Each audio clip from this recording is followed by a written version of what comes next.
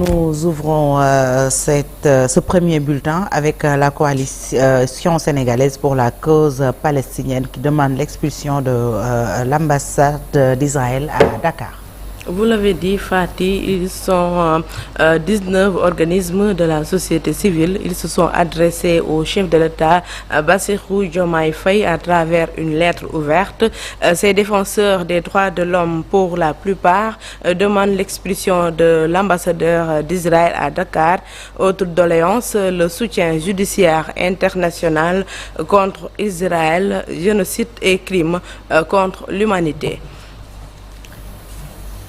Et puis, parlons de cette fuite sur la conduite du lac de Guiers. Plusieurs quartiers de Dakar sont affectés actuellement par ce dysfonctionnement noté.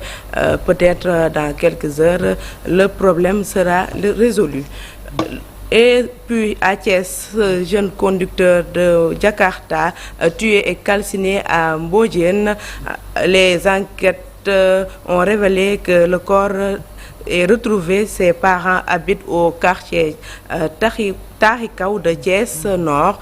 Bachir Dimé, toujours sous le choc, Cheikh Anta Diop est allé à sa rencontre.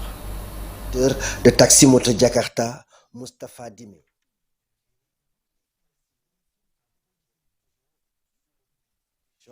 Le père revient sur les circonstances. À présent, parlons de tout à fait autre chose et puis toutes nos excuses, chers téléspectateurs. L'élément n'est pas bon. On va y revenir tout à l'heure, Maïmouna. On va évoquer une autre actualité.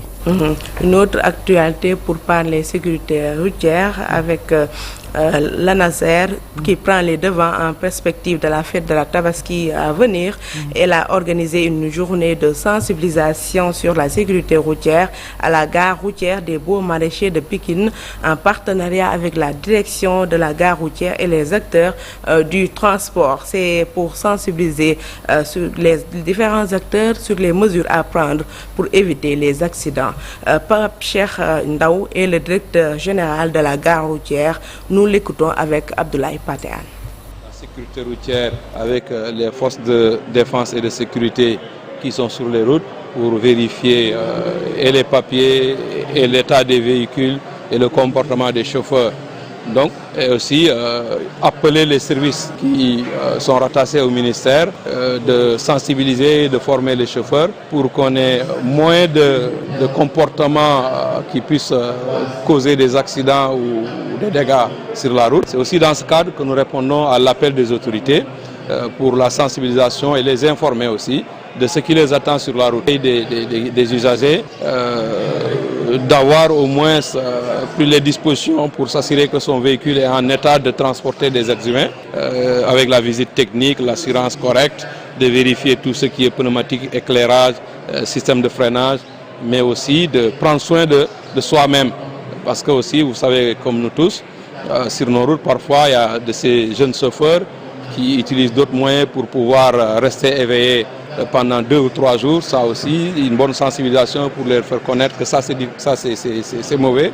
Et ça même peut entraîner, l'utilisation de ces substances peut même entraîner parfois des accidents. Donc c'est dans ce cadre qu'on est en train d'échanger avec tout le monde, de sensibiliser pour que chacun puisse faire le nécessaire pour éviter les accidents.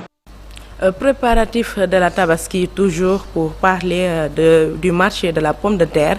L'assurance du directeur général de la régulation des marchés, Ansoumane Sané, qui était en visite dans le nord du pays. Il a assuré que chaque jour, plus de 900 tonnes sortent des magasins.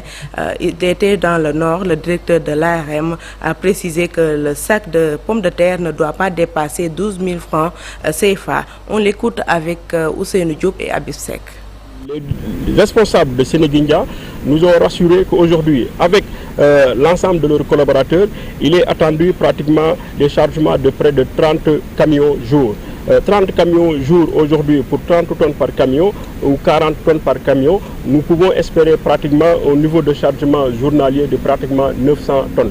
Nous pensons que fondamentalement, aujourd'hui, les Sénégalais peuvent disposer entièrement de la pomme de terre. Au niveau de Sénégindia, le prix est invariable. C'est le prix sorti chambre froide qui est de 9 750 francs. Si on ajoute par étape en tout cas la marge bénéficiaire, le prix arrivé consommateur ne devrait pas dépasser 12 000 francs, maximum 12 000 francs.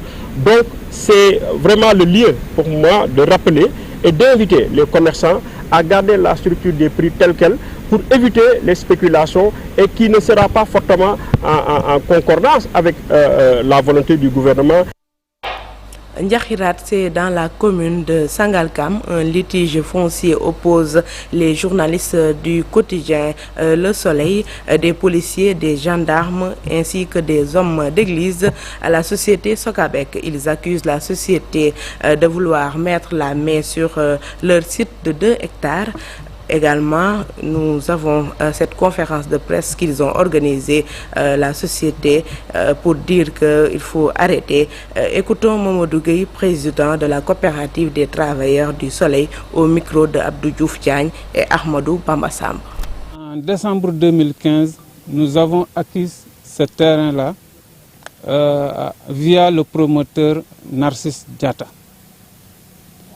Après l'avoir acquis, nous avions pensé avoir fait le plus dur, mais c'était sans compter avec Socabek, qui sur la base d'un faux titre de propriété revendique ce terrain-là.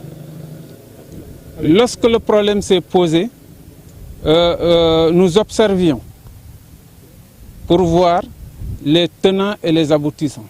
Mais après investigation, et vous avez entendu le vieux Ndour, preuve à l'appui de sa propriété sur le site qui date de 1995, et en 2000 il a obtenu une délibération de la municipalité. Les documents sont avec lui.